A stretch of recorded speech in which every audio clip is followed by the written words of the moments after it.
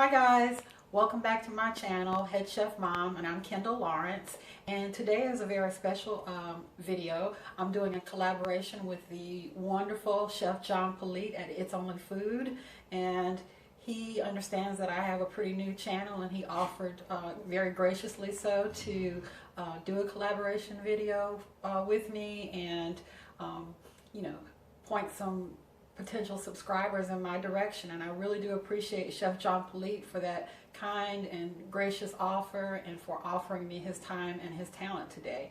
I appreciate him very much. He's a wonderful guy, a wonderful chef, and he's making the side dish to my meatloaf recipe. We're making meatloaf today, and Chef John Politte is making a stuffed baked potato that will go along with the meatloaf, and we're combining the videos. So please take a look at Chef John Politte's channel and make his stuffed baked potato, and we're going to take a taste test of it today too.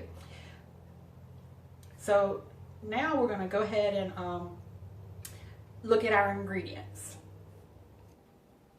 Okay, so here are my ingredients for the meatloaf that we're making today, along with Chef John Politte's stuffed baked potato. So I have 1 pound of 80/20 ground chuck, and I have 1 pound of ground pork.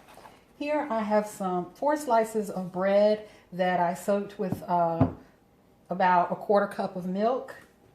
I have some sliced deli ham. I have 4 teaspoons of Worcestershire sauce. I have some garlic that I crushed up. In this bowl I have some extra sharp white cheddar cheese that I grated up. I have some Campbell's tomato soup. I have some celery salt. I have some all-purpose seasoning. I have some onion powder. I have 2 eggs. And here I have some green and red bell pepper, some parsley, and some onions that I finely diced. And I've got black pepper. So we're going to go ahead and get started. And first thing I'm going to do is I'm going to throw my meat in a bowl with my breadcrumbs.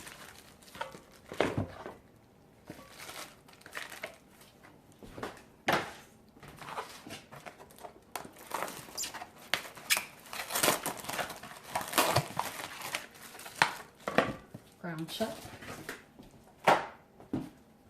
And I am going to put in my bell peppers. I don't think I'm going to use all of this. And I'm going to put in some onions. And you can saute this if you want, but since I diced it really small, it should be just fine. And some parsley. I'm going to add some all-purpose seasoning.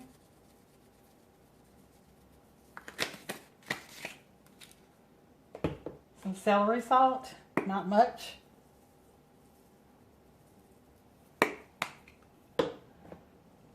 Some onion powder.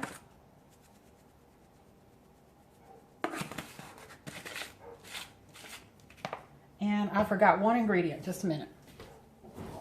I'm going to add in just a touch of spicy mustard. And my garlic.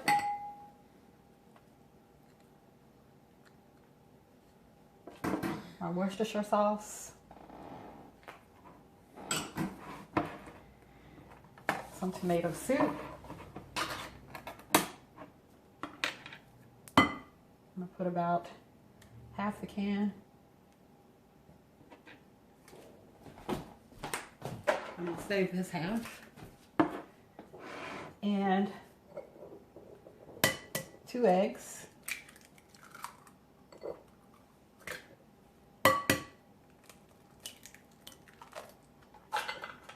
And with my clean hands, I'm going to go in and I'm going to mix it up until it's all incorporated.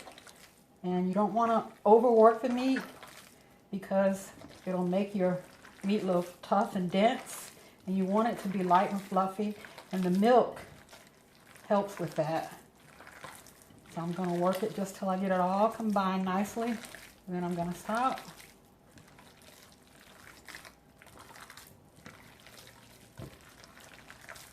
And I'm just kind of sort of folding it, because I don't want to overwork it.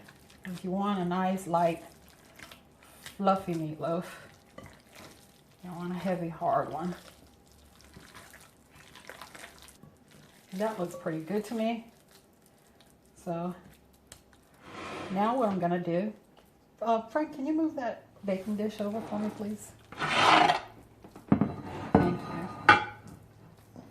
What I'm going to do is I'm going to transfer this to my loaf pan, or not my loaf pan. I don't like to use a loaf pan.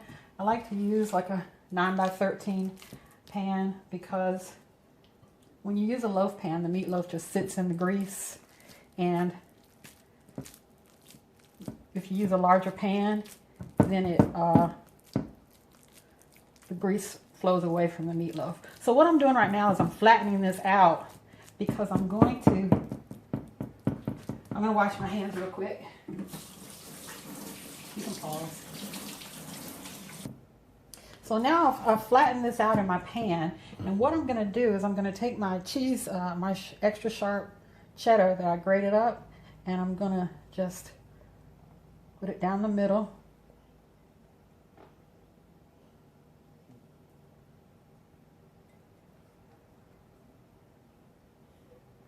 And then I'm going to place some slices of deli ham in there with it.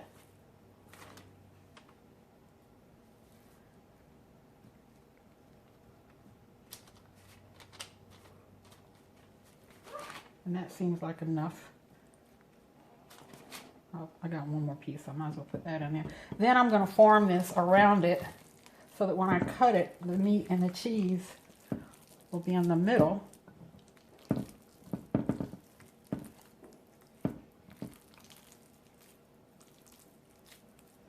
Oh, I'm making a mess. Stuff's flying.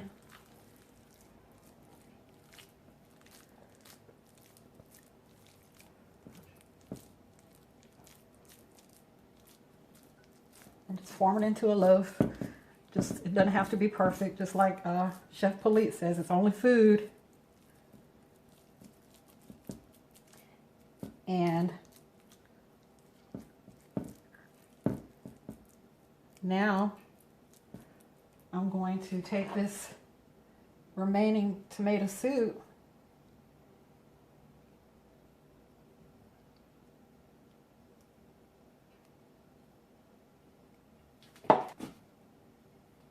and so I'm going to spread this remaining tomato soup out over the top of the meatloaf. And I have my oven preheating on 350. And I'm going to pop this in the oven for about an hour on 350. And when it comes out, we'll have a taste, and I'll see you then. Okay guys, we're back and everything is done. I finished with the meatloaf, and Chef John has finished with his twice baked potato. And here's the result of the meatloaf. Am I in the camera good? Here's the result of the meatloaf. And if you look in the center, you can see the ham and the cheese that I stuffed it with. Looks great. It feels like it's light and fluffy. Okay. And it's time to taste test. So here it is, all plated up. You can see the ham and cheese. And I've garnished everything with a little green onion. And we've got Chef John Politte's twice baked potato here.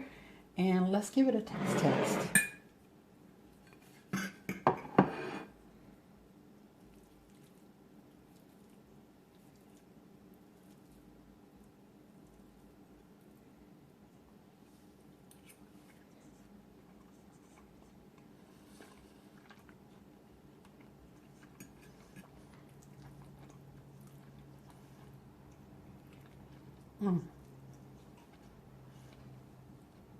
That meatloaf is fantastic.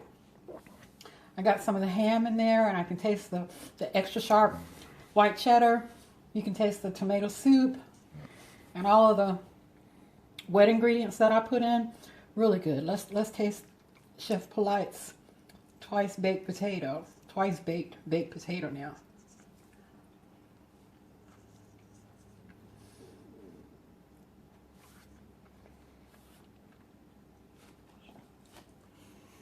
Wow.